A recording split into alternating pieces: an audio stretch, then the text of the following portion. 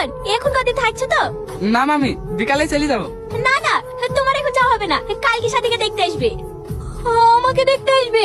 হ্যাঁ। দেখিছো বীর কথা শুনে মনে হয় লজ্জা পেয়েছে। তোমার মাকে ফোন করে বলে দাও কালকে যেন সকাল সকাল চলে আসে। ঠিক আছে মামি। ছেলের তো মেয়ে পছন্দ আর আপনাদের ছেলে পছন্দ, তাহলে বিয়ের দিনখান ঠিক করে ফেলা হোক নাকি? হ্যাঁ হ্যাঁ। ঘটক মশাই, দিনটা একটু তাড়াতাড়ি করেন। বাবা আবার এই মাসের মধ্যেই লন্ডনে চলে যাবে। লন্ডনে চলে যাবে?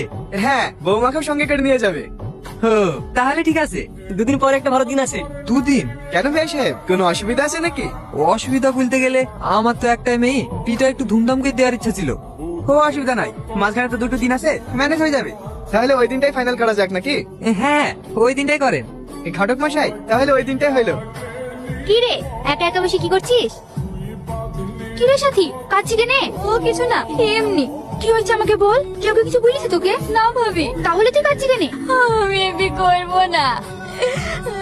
ছেলেটা তো দেখে শুনতে ভালোই, লন্ডনে থাকে, আবার তোকেও সঙ্গে করে নিয়ে যাবো বলছে। এরকম ছেলে আর কোথাও পাবি নাকি? ভাবি, আমি একজনকে ভালোবাসি। কাকে? রোহনকে। রোহনকে? ও জানে না। কবে থেকে ভালোবাসিস? ছোটবেলা থেকে। ওকে বলবো বলবো করে আমি ভয় বলতে পারিনি। ভাবি, তুমি একটু আব্বাকে বলো না, আমি বিয়ে করবো না। তুই রোহনকে ভালোবাসিস, বাড়িতে কেউ জানে না? ঠিক আছে, আমি দেখছি। 5 বস্তা চাল, 4টি তেলের টিন আর 20 কেজি ডাল। ছোট আব্বা, কিছু বলবা বৌমা? সাথীর জন্য যে শাড়িটা আনেননি, ওই শাড়িটা সাথীর পছন্দ না, তাই বলছিল চেঞ্জ করার জন্য। ঠিক আছে, আমি রোহনকে পাঠিয়ে দিছি। সঙ্গে সাথীকেও পাঠিয়ে দিন, একবারে পছন্দ করে নিয়ে আসবে। ঠিক আছে রোহন, বাজার করে আনার আগে তুমি একবার সাথীকে বাজারে নিয়ে যাও। ঠিক আছে মামা, লিস্টটা করে যাচ্ছি।